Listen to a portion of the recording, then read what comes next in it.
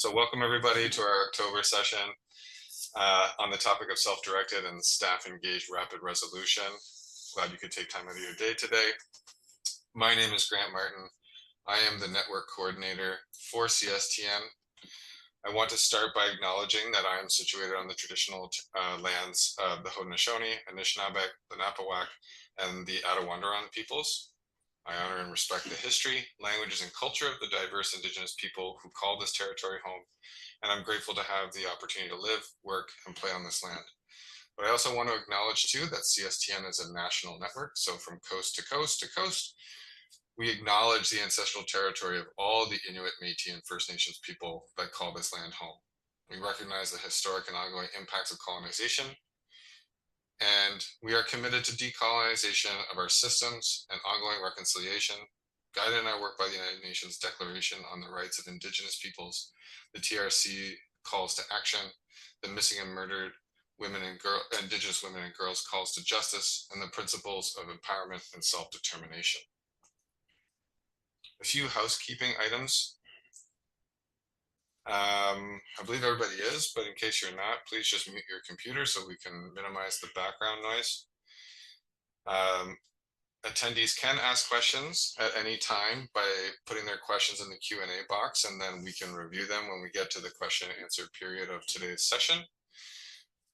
We will be using the first 60 minutes of our session for the presenters to present on the topic, and then the remaining 30 minutes for the ability to answer as many questions as possible. This is a common question, so I'll answer it right out the gate, is that today's webinar and the slides will be posted on the CSTN website following the session. You can find our website at transformshelter.ca. The recording will also be hosted on the Canadian Alliance to End Homelessness YouTube page. You can also find previous sessions there as well if you're floating around YouTube and want to see what we've done already this year. And as I already mentioned, we're going to get you out of here by no later than the 90-minute mark of the session, because I'm sure there's other things that you need to do today. So for today, we're going to talk a little bit just about the mission of CSTN and the goal of the webinar series. We're going to have our presentations on our topic for this month, and then we'll spend just a brief moment talking about what the agenda for the rest of the year and into 2025 looks like for our webinars, and I'll do a bit of a mention of a research and evaluation project that we're a part of, and we obviously will have opportunity for questions to our presenters before we leave. So I've mentioned this in other webinars, but it's important to reiterate because I think that this is a question that can come up. Folks may ask, if you're a shelter operator, is how can the network assist you in your work that you're doing in your shelters or in your homelessness response across Canada? There's a few different things that we can do to help. One is that you can find on the CSTN website under the resources tab, we have a self-assessment tool. And that really is a tool that was designed for you to do internally at your shelter to try and assess and understand the progress that you're maybe making already towards becoming more housing focused and lower barrier, or the work that you still have to do to go ahead. So it allows for you to do a self-assessment and establish a baseline and provide insights in areas where you maybe need to do some continued progress.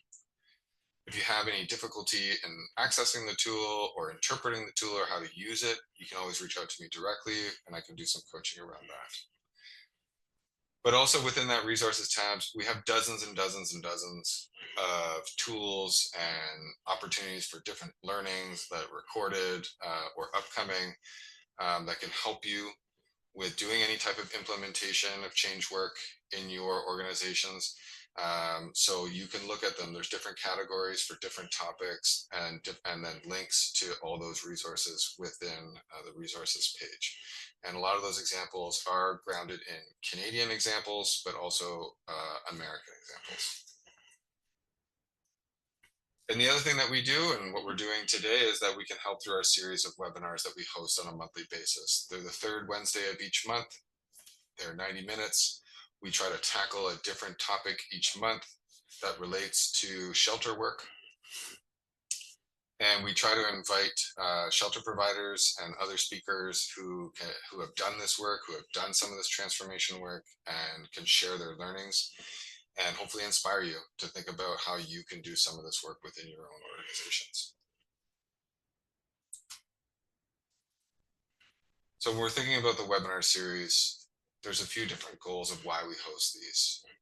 One is that we ultimately want to see these webinar series as just one tool that really helps you improve your shelter services so that you can increase positive housing outcomes for people that are accessing your shelter, right? So what are all the changes that you can make within your shelter that will ultimately turn into better housing outcomes or housing results for people that are experiencing homelessness and are connected to your services?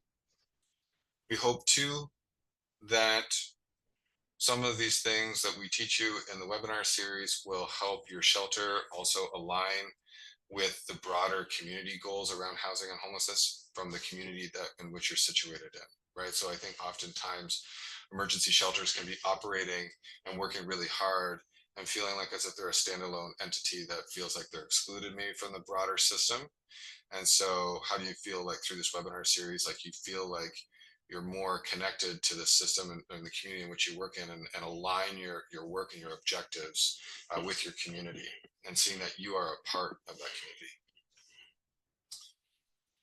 And hopefully through the webinar series, it will increase membership, it will increase participation, and shelter operators will not just see themselves as operators within their own shelter or within their own city or province, but that they see themselves as part of a broader network and a movement of shelters that really are pushing for us collectively across the country to be providing lower barrier services for vulnerable folk experiencing homelessness, and that we're maximizing our potential for safe and appropriate housing outcomes and housing focused interventions for people in our shelters. And lastly, if you've ever been someone who stayed in a shelter, and you've stayed in more than one shelter, you can probably feel like there's a lot of confusion around what to expect from the services that you're about to receive, or what's expected of you as a guest, depending on which shelter you show up at, right? And that can create a lot of confusion and a lot of frustration and potentially a lot of re-traumatization. So one important goal of this webinar series is to develop some kind of consistent and clear service expectations for all shelter operators across the country. There can obviously be variations, but the core components of what our focus and what our outcomes are that we're trying to achieve, and the best practices should have some consistency. Similar to what you think about whether you're arriving at an emergency department at a hospital in Kelowna, BC, or in St. John's, right? So we as a network, we are a network of homeless shelter leaders and organizations. So not just exclusively shelters, but organizations that also work with people experiencing homelessness, that are committed to becoming housing focused, because ultimately we see ourselves as a front door and a big engine to really kind of help end homelessness. So if we're not housing focused, if we're not lower barrier, we're missing an opportunity to have a big impact with a lot of people who are currently homeless that we can help house as quickly as possible. But that is going to require a big paradigm shift, right?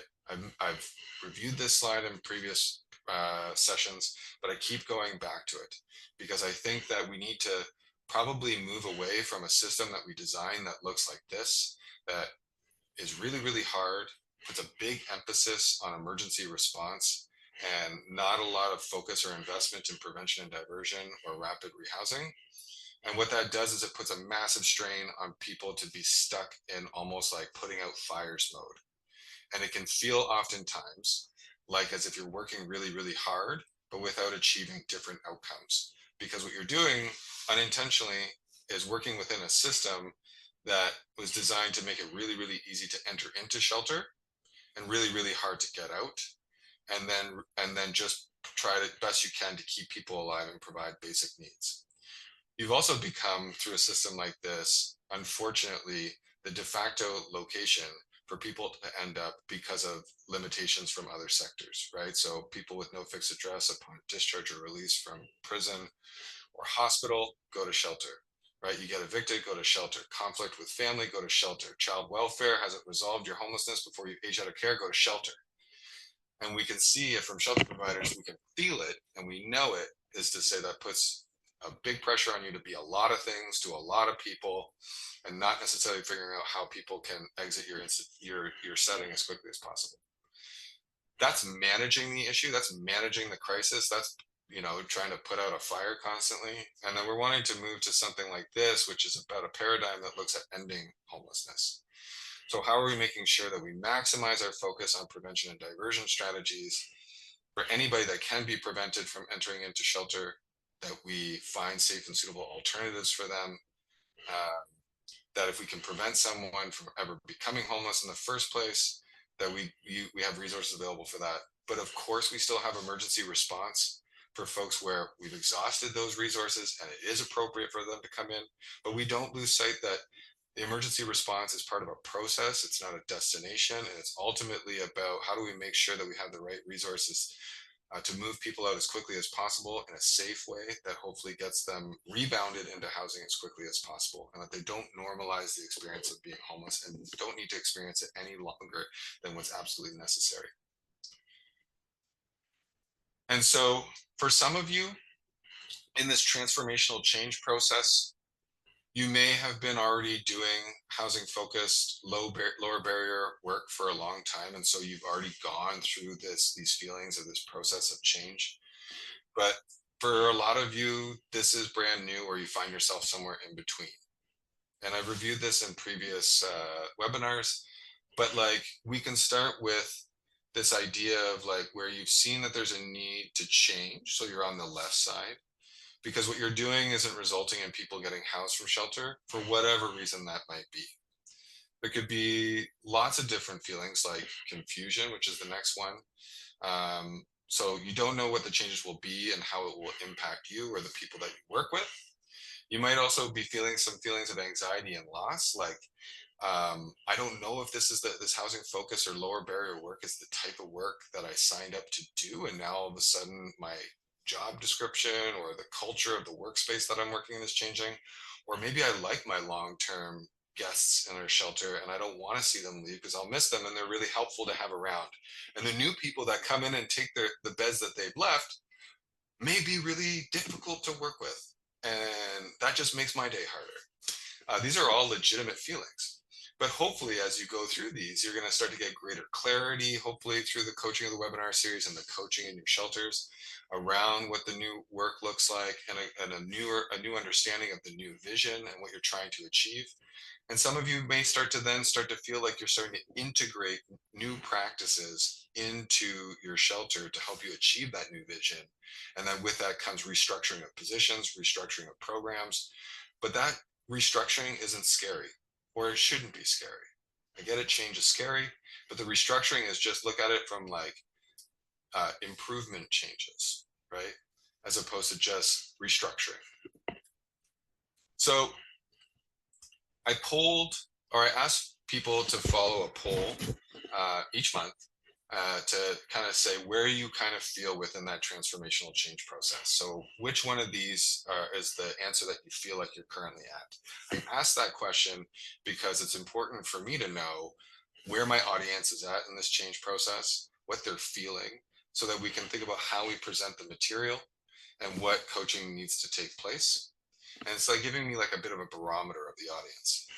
And so this was some of the early results that we got from some of the surveying. As you can see on the left, when we ask the question to say, where do you find yourself on the scale? The purple is saying we are integrating and restructuring in response to change. So there's a lot of people who are already doing some restructuring, and that's amazing. The second largest, though, is that we see about 1 in 5 people attending are saying we recognize the need for change, but are not ready. So that tells me, CSTN, how can we help you with getting to a place where you start to feel ready to make that change that you know needs to happen? And then there are some of you that feel like you have a clear new vision of the future, and there is a small group that feel confused about the path forward. And so hopefully through this process, either in the webinar series or outside of the webinar through individual coaching that could happen, we can hopefully reduce some of that confusion. Then I also just threw in an extra question, just to kind of get a sense too of like how our audience here, like how seasoned are they with these webinar sessions. So um, since we first launched in 2019, how many sessions have you attended? And what we see is that the largest group is actually folks who haven't attended any. And as recent as last month, it was their first one, which makes sense. There was like a 4-year pause where we didn't have sessions. So I feel like it's a lot of new faces, to learn new material. But we do still have the second largest group are folks that are quite familiar. So I feel like I have a very polarized group where it's like a group of like very seasoned experts, and then a group of people who are just like being introduced to very new concepts that could easily be overwhelmed. So I might start to think about how I can cohort my audience a bit, so that I'm creating content for people at the right level that they're at. So thank you for completing those responses. I am going to send out the survey links again, because every month I just want to see if there's shifting happening with my audience and if there's changes happening. Here's some of the webinar series that are coming up. I just want to highlight that's bolded there. The natural next step to go when it's after self-directed and staff-involved rapid resolution is everybody's favorite subject: by name list, coordinated access, or you might call it coordinated entry, and getting shelter guests document ready. So this is where I think like lots of really important work still happens at this stage, albeit not very sexy. It's very dry. It can feel very boring, but there's some really critical things about this that make for really great housing advocacy that need to happen. So we are going to focus on that in late November. So with that, that's my time. It's up. We're going to get to the real speakers now. We're going to be talking about, again, self-directed and staff-involved rapid resolution. They're going to define what the heck that is. And what that is the next step that we can kind of see that people, if we look at, we know that people don't necessarily move through our homelessness system of care in a linear way. But if we look at the diagram as saying, like, if there is an ideal linear way, is to say we start with prevention diversion. If that's been exhausted, then we do supportive intake, which we focused on last month. Now this month is all about saying we've exhausted all those things, we've done intake, they're in our shelter. Now what do we need to do and focus on in order to have a rapid housing exit? And that's what we're talking about today. So with that, today we have a few great speakers. One is, I'll start with our folks from Siloam Mission in Winnipeg. Joining us today is our Lindsay Enns and Kristen Kennedy. They are a manager and a supervisor of the Transition Services Program at Siloam Mission, located on Treaty 1 territory. Together, they have over 25 years of experience in the homelessness sector. Lindsay and Kristen led a team of 10 caseworkers to support folks experiencing chronic and episodic homelessness or housing insecurity to find and maintain their housing and to work on goals that are important to them. They believe in a strength-based, trauma-informed, harm reduction, and person-centered approach to their work, and are passionate about housing as a human right. And I love that when you sent me your bio, you sent them as a combined thing. That just shows like good teamwork. That's awesome. I love that. That's the first. You're a trailblazer. And then also joining us today from the Calgary Drop-In Center in Calgary is Amelia Daka-Sawale. She is a diversion coordinator with 9 years of experience in the social work industry, working with vulnerable individuals experiencing or at risk of homelessness. As a diversion coordinator at the DI, she specializes in leading and supporting a team of diversion workers to achieve housing outcomes for their guests. She is passionate about building strong and effective relationships with community agencies, DI programs, guests, and staff while maintaining the DI values of respect, community, kindness, wellness, and accountability.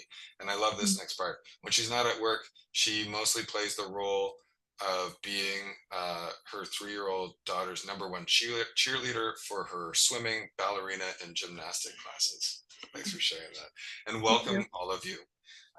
So with that, I will be jumping in then right away to our guests, Kristen and Lindsay, to present on their work from Siloam Mission. Great, thank you, Grant. And we would be amiss to not recognize also Julianne Aiken and Paul Lowen, who I think are also part of this webinar today. A lot of the work that has been done with our housing focused, our self-directed and staff-assisted rapid resolution has really come out of the work that they have done in their teams. And our teams work closely together to be able to serve the folks that are accessing services here at our shelter at Silo Mission. And we've done a land acknowledgement already, so we can probably skip on past this part. Yeah, so for a long time, our shelter had focused mostly on helping people to feel safe and secured in our space, but little was done to really help them move on to their own housing. So some of that history that Grant has talked about, we certainly have lived through that here. Instead of using the shelter as an emergency situation, it really had become a long-term housing solution for many people. And we'd inadvertently provided better support to people who'd stayed there the longest. And they had things like the best choice of beds, they had earliest entry into shelter, extra responsibilities, access to a casual work program, things like that really incentivized them to stay in the shelter longer. So we had recognized a number of years ago that some major value shifts needed to happen to occur throughout the organization to become housing focused. And that really took organizational transformation. It was change management and a new community-wide strategic plan. That's a topic for another day, and I know you're going to get there eventually in your series as well, Grant. But through this process, all staff throughout Siloam were really being encouraged to look at how can their role help people move on in their housing journey? How can we all know how to ask some really basic questions of someone who's looking for support to help them triage and find the next best step for them in their housing journey? And you can go to the next slide there.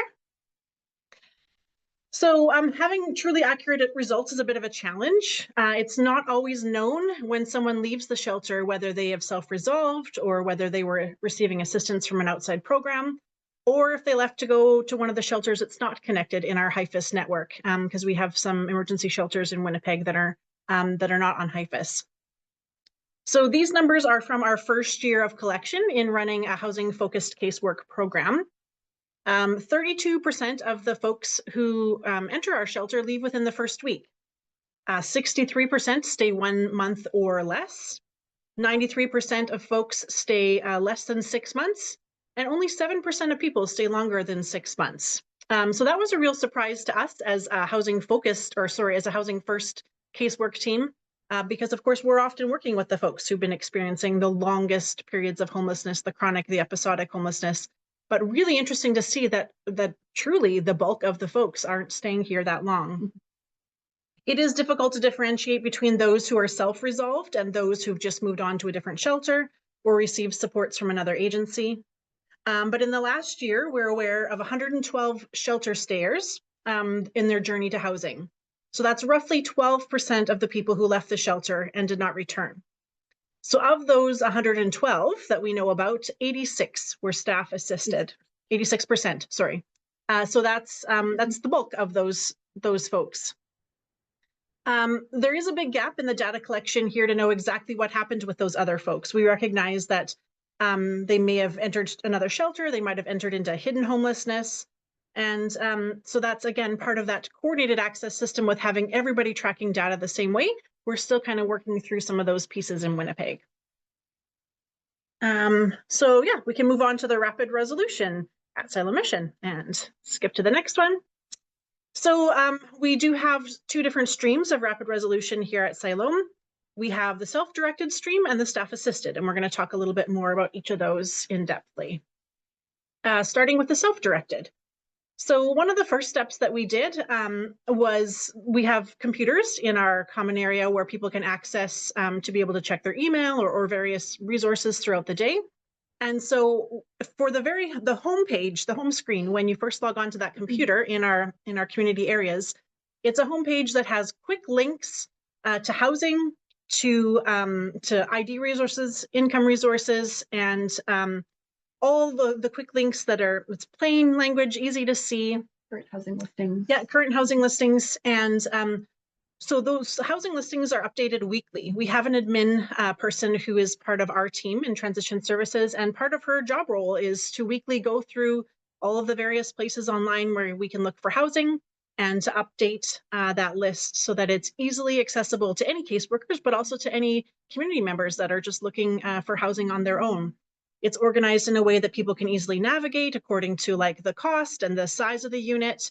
Of course, we've provided our admin person with the criteria of what's reasonable housing for our community based on average incomes and their barriers and that kind of thing.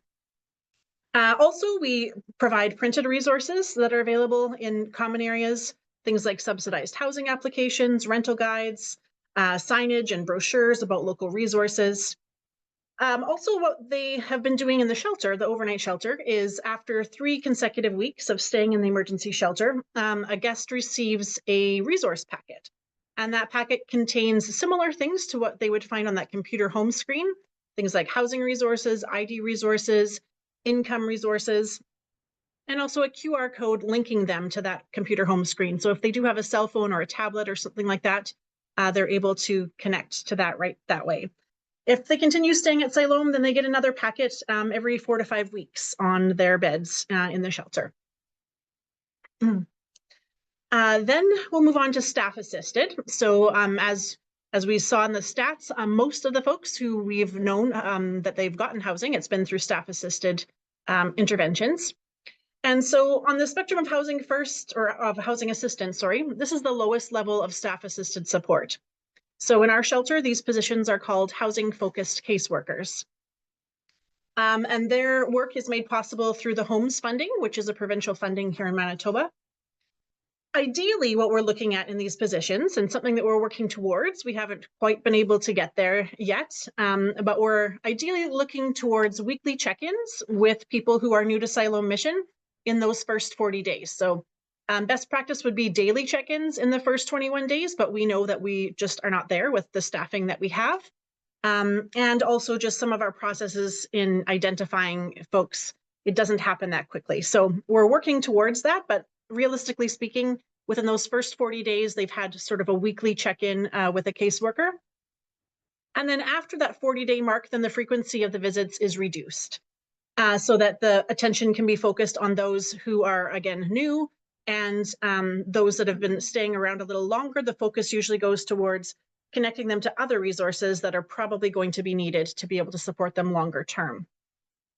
So as the length of time goes on, a connection to the local coordinated access system often happens, and they get put through the intake system and then are able to get connected with a housing first worker, either through Siloam Mission or through another agency within the city. So the role of the housing focused caseworker is to help people find housing that suits their needs, addressing barriers like lack of income or ID if needed.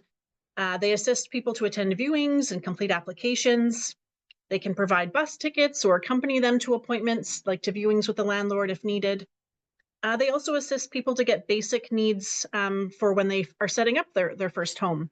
So things like furniture, housewares, startup hampers with food, startup cleaning hamper. Those things are all made possible through donations that come to Siloam Mission. And they share resources together with the Housing First program as well, so that those things are managed together.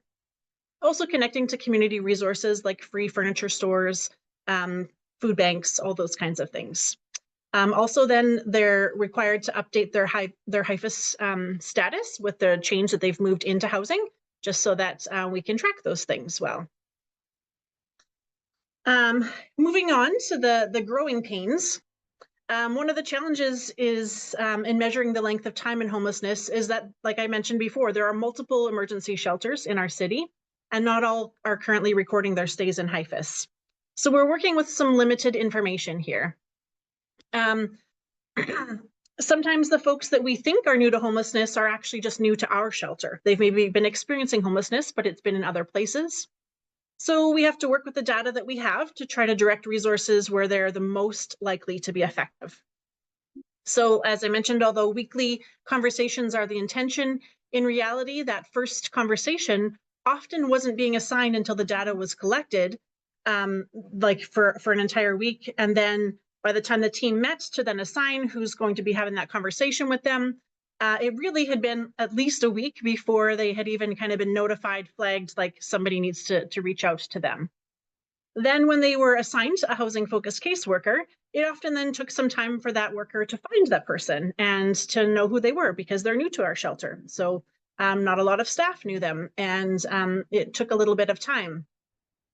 Also, the content of what those conversations looked like was something that needed to be worked out and kind of standardized. We thought like, what kind of questions do we need to ask? So the questions became kind of standardized, asking them like, do you want housing? Do you have a plan? Do you need help? So the new approach then has been what we're working at more recently with only 2 staff in our 3 positions. We've had that for almost a year now, the last 8-9 months for sure. So the approach has been to assign each housing focused caseworker 25 participants monthly, and it's a mix of shelter folks who've been there in various time frames. So there's some that are brand new, which is 1 week or less. There's folks that are still considered quite new, so they've been there 39 days or less. Medium is 40 days to 6 months. And the longer term is more than 6 months. And that's when we start looking at those referrals to coordinated access.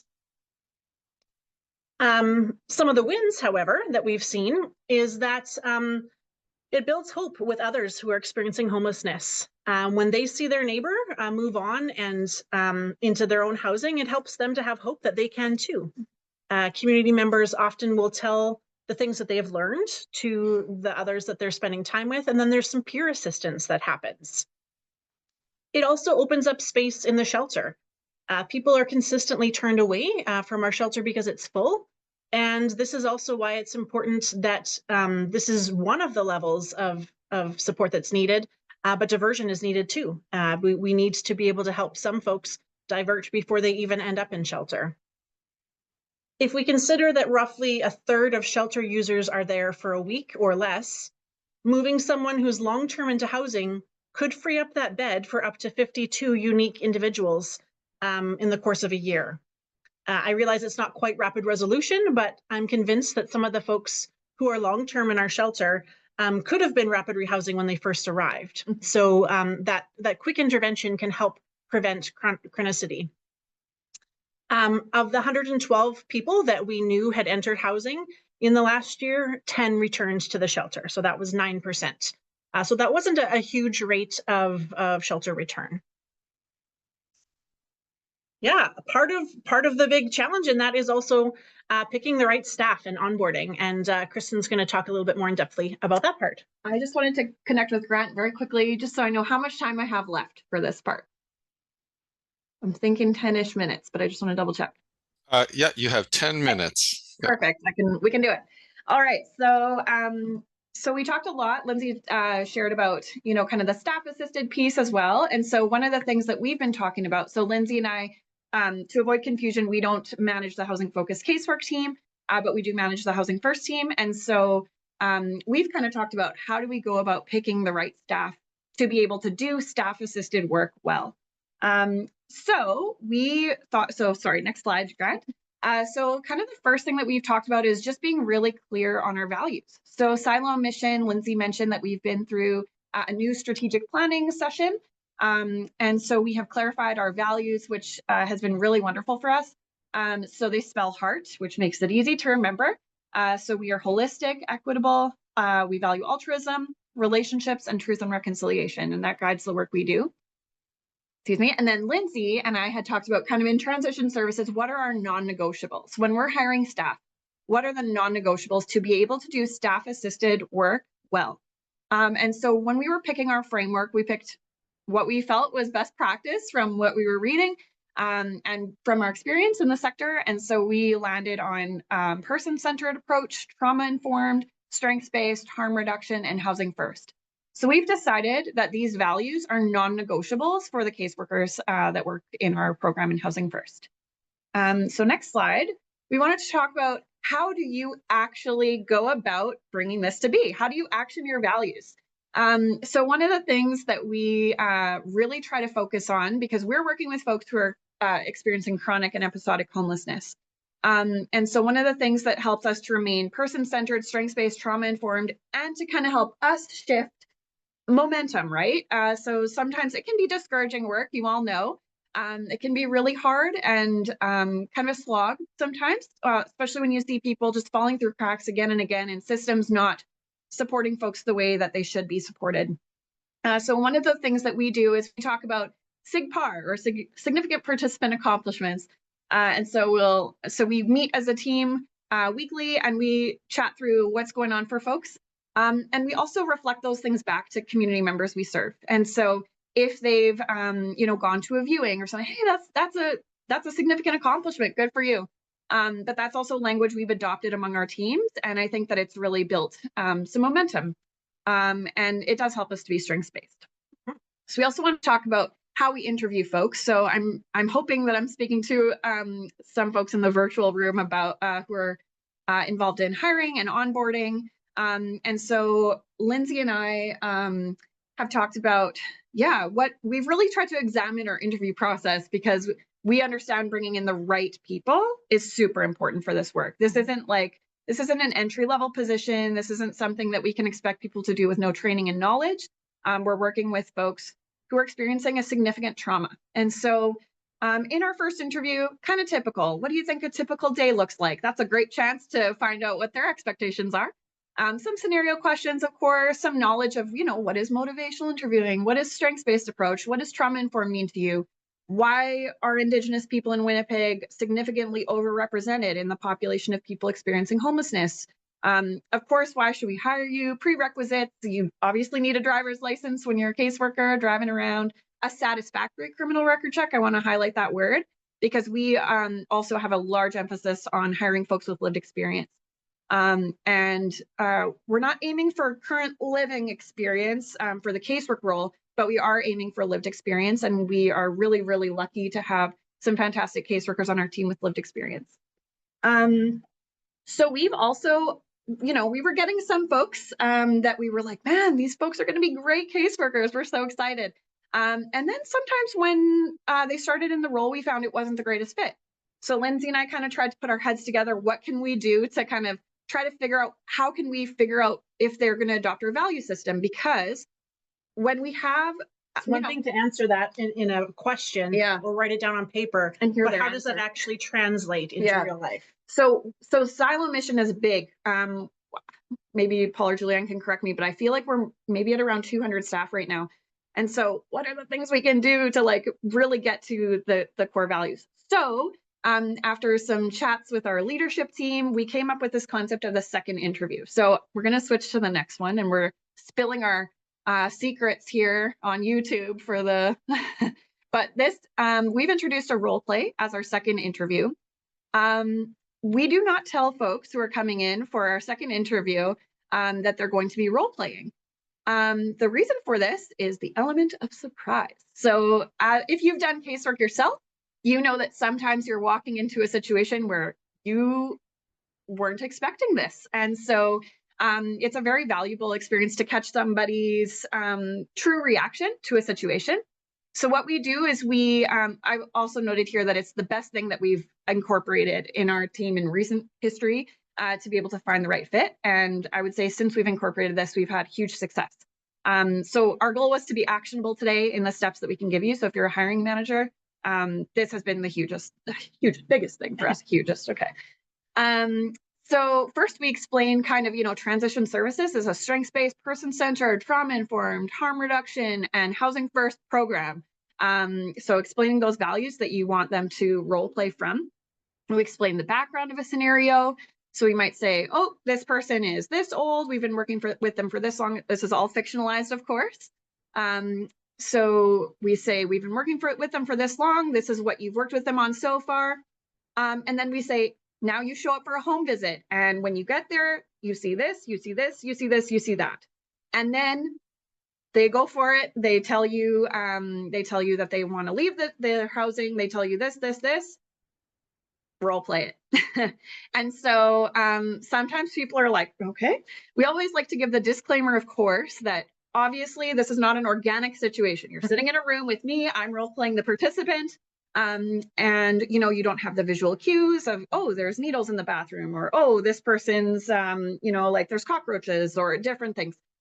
So we are giving that caveat, yeah, to people at the beginning so that they know. And then we role play for usually about 10 minutes or so, and immediately after this this webinar, we're going to do it twice. And then after the role play is concluded, we ask them to write a case note. We give them 10 minutes. The representative from HR sits with them in the room. We give them a laptop with an empty Word document. We ask them to case note. And then after that, we come back and we say, awesome, are you interested in some feedback as to how that went? We'll go to the next slide. Yeah. So the benefits are that the element of surprise shows how someone responds under pressure. We have had people tear up before. The goal isn't to make it super challenging, but that kind of just shows, right? Are you kind of natural in this situation? Are you able to roll with the punches? Or like if that's your initial response, are you then able to work through that, pull it together, and then perform the duty that's at hand? Mm-hmm. Yeah. In our role play as it currently stands, we have thrown a bunch of issues at the person. We've said their ID was stolen, they want to leave their housing, they have guests staying there, they have 4 couches in their apartment that their income's been cut off, their medication, they don't have their medication. So we're trying to assess their ability to prioritize the issues that are presented. We're also trying to see a baseline for their case notes, how that looks. We're trying to assess their body language, if they're cutting people off. And we're also trying to assess how they respond to feedback. And so sometimes we've had people do really, really well in the interview. And then when you say, yeah, this was great, I was hoping for a little bit more of this, they're like, oh, well, the reason I didn't do that, so looking for how, are they defensive? Are they like, thank you, that's great feedback? So there's been a lot of benefits. I'll transition to the onboarding process so we can switch. Next slide, yeah. So sink or swim is not an appropriate training method. So like we said, we're working with folks who've experienced a ton of trauma, right? We're working with folks who deserve our best. And as a hiring manager, I'm the supervisor, but as a supervisor, we've decided it's really important that people feel properly equipped to do the job, because people who feel equipped are going to provide better service, and the community deserves our best. So one of the ways that we've incorporated that, next slide, is our training and team lead. So we are really fortunate on our team to have a training lead, and our team lead, her name is Rebecca. She's not here, but I'll shout her out. So she's a staff that has consistently demonstrated our values, and she abides by best practice. She has excellent relationship with community. She's embodied all of our values in both Siloam and transition services for a very long time. So we asked her to be our team lead. She said yes. So she's our on-the-ground lead in onboarding new staff. As a supervisor and manager, we discuss the policies, procedures. She's the one on the ground doing the shadowing, arranging for all of those things to be covered in community. She carries half a caseload, and she is responsible, like I mentioned, to ensure that new staff are able to shadow various types of tasks spread out amongst the caseloads. We also have a very heavy emphasis on teamwork in our department. It's worked out really well for us. Our team is very cohesive, and so just making sure that the other case workers are supported as well. So next slide. We have a fieldwork training checklist. So this is what Rebecca goes by when she is onboarding, helping us to onboard new folks. So we've just kind of listed some of the different things that we've had. EIA is Employment and Income Assistance in Manitoba. CMHB is a Canada Manitoba housing benefit, just for the folks that aren't local here, which is probably most of you. We can go to the next slide as well. So these are the things that we ask folks to be able to, and CFS is Child and Family Services here. Reunification, those kinds of things. So she's making sure that she has a good understanding of what's going on all the caseloads, because she's carrying half a caseload, and she's helping to make sure that folks get those opportunities to shadow. If we go to the next slide, then the caseworker is responsible, the new caseworker is responsible to fill this out and meet with her once a week. So just assessing their comfort level in doing these things.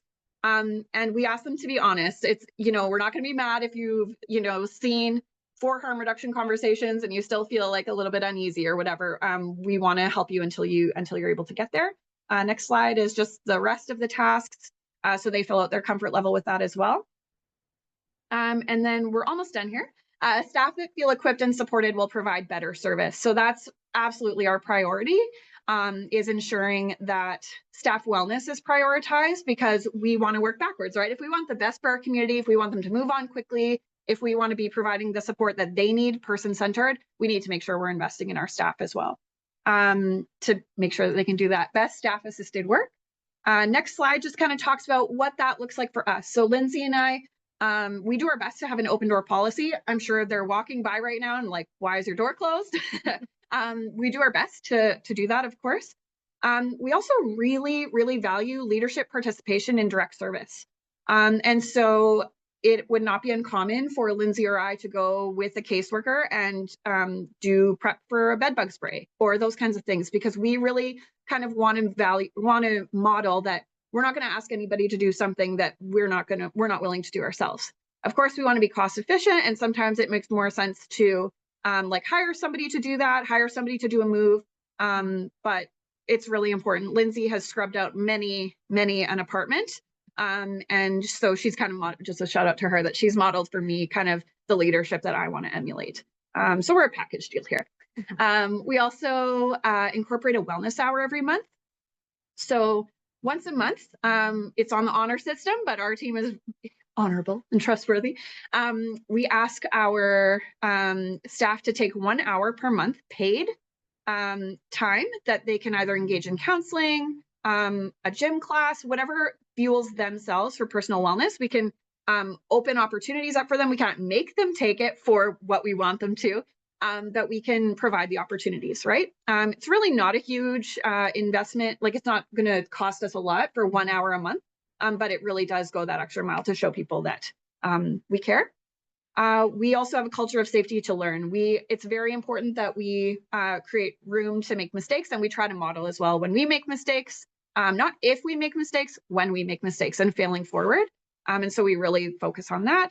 We celebrate our team. On Monday, for no reason, we had a potluck right before a staff meeting. It was a really fun time. We also really emphasize no work email on personal phones. Our team is not on call. And so we really ask not only for the confidentiality of the information that is on work emails, that it's not floating around in community, but also we really want, of course, we can't mandate what somebody has on their personal phone, but we really want to encourage people to take care of themselves, do your best when you're here, and then go fuel yourself at home.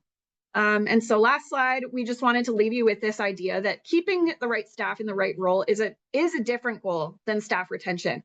And we have to, as managers and supervisors and hiring folks, we need to really make sure that we're prioritizing the right fit for our communities so that we can do this staff assisted piece really well. And we've seen really good results from this.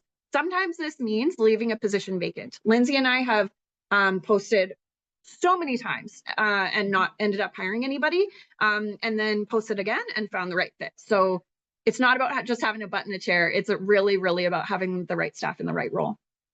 So yeah, I hope I didn't go over, but I'm really excited to hear from Amelia next.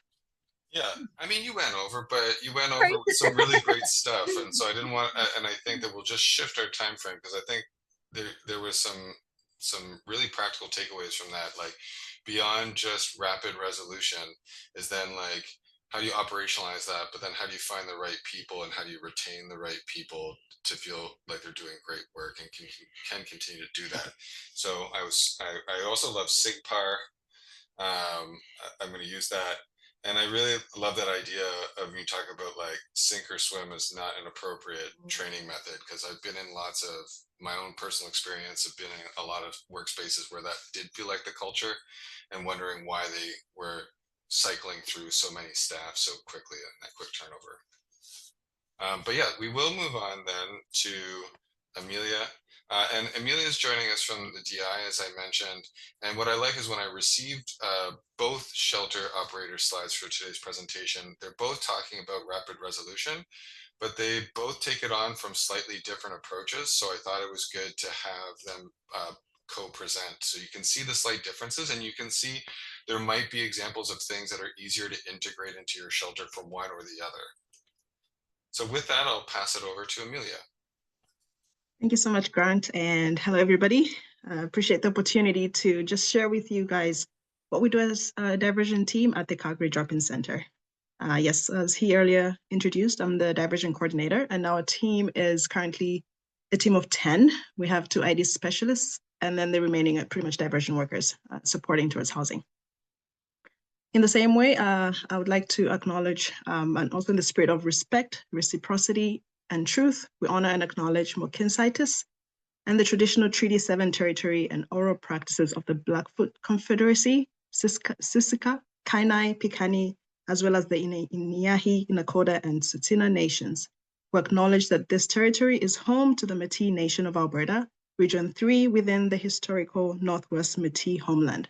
Finally, we acknowledge all nations, Indigenous and non, who live, work, and play on this land, and we honor and celebrate this territory.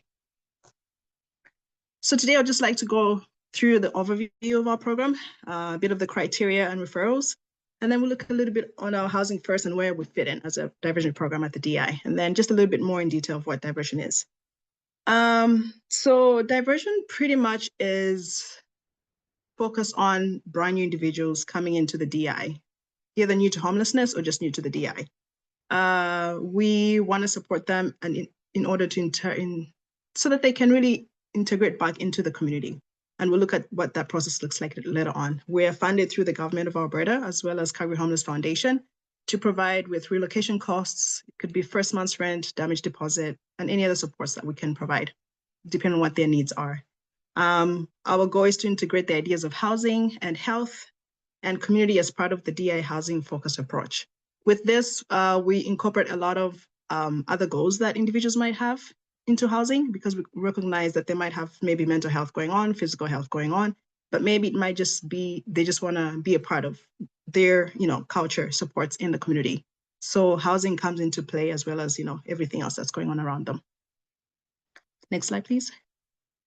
So this is just describing a little bit of what the DI housing program is all about. So we're housed through, we can support up to $1,800 to $2,000 a month, but it also depends on the income of the individual, because at the end of the day, we can support them, but the big question is this sustainable for them? Is this realistic? Are they able to continue paying this, in the long term? So we can have a figure there, but we really look at what their income is, what their budget is, and what they could primarily afford moving forward. So the first team is our housing support, and this team is comprised of case managers and housing specialists. This team really focuses on anybody that's been at the DI for an unknown amount of period of time. They pretty much cater for walk-in supports. It could be somebody just wants to walk in and apply for seniors housing, for example, or they're just coming in and say, hey, I need support with income support applications. So depending on what their daily needs are, they're open to pretty much support anybody that's been at the DI for a long period of time. So their caseloads really varies. They could have low, medium to high acuity levels. So they could have complex individuals, but also independent, people that are independent. So it really varies. The main thing here is that they cater for individuals that have been at the DI for a long period of time. Whereas diversion on the opposite end covers, support for individuals that are brand new. We try to work with them for those 3 weeks that they enter into shelter and try to really figure out how can we support them in exiting shelter. In a situation where we're not able to support them in exiting shelter after the 21 days, we then refer them to a housing support program to pretty much pick up from where we left off on. And this is primarily because we get quite a lot of brand new guests coming into the DI. So we have to keep the flow going as much as we can so that we can really pretty much provide that support to everybody coming into the shelter as best as we can. So right after 21 days, we do then refer them to the housing support if they're still in shelter. We also have the affordable housing program at the DI, and we do have 3 buildings where we provide independent housing. We use a mixed market approach to find affordable housing, but we also have referrals that are from our shelter into these 3 buildings. And this provides a 3-tiered case management for program participants. There's a case manager at each side for each building. And so when individuals move in, they have that support until they graduate. We also have DI community housing, which is the scattered site housing program, and case managers will receive referrals through coordinated access and assessment. A lot of individuals refer through this program a little bit more on the medium to high acuity levels, just because they have to get an NSQ completed to get referred to this specific program. The goal is to graduate individuals after 1 year, and this varies with everybody and their needs. Next slide. So the question then is, where do we house our clients or our guests? We house shelter guests depending on what their needs are and acuity levels. So if somebody's independent, then we'll look at, hey, yeah, is this individual able to stay by themselves? If somebody's middle to high, we'll look at what's going on with them to be able to figure out what kind of supports they'll need into getting housing. So the first part, for most of our independent guests, we do have market rentals. It could be like a rooming situation or a shared accommodation situations, or they might be able to afford, renting a bachelor unit or a 1-bedroom unit by themselves. This usually, if somebody's on income support, we always look at a shared accommodation because the income is really not that much, but also rooms at this time would be anywhere between $600 to $700 per month and more. So for now, that's really what would be very beneficial for them. The second part is we house individuals through CAA, Coordinated Access Assessment. And looking at our DI Scattered Site program is one of the areas that have collaborated with CAA to be able to house individuals. So we don't get referrals directly from the DI on our Scattered Site program, but they get referrals from all across Calgary as well. Then, like I mentioned, we have 3 buildings at the DI, so we do get to house our guests under our DI housing as well. We do have affordable housing partnerships. So we have partnership with a few seniors housing programs where we submit applications.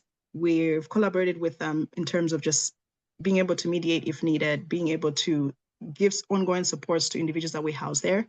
So anybody that's more of 55, 60 years and above would pretty much qualify to be in this area. And we've pretty much done well in terms of just building that partnership with different seniors housing programs here in Calgary. Next slide, please. So diversion, like I mentioned earlier, we actively engage with anybody new to the DI, and they might be new to homelessness as well. A second plus to that is if somebody was at the DI 6 months or more, but then something happened and they ended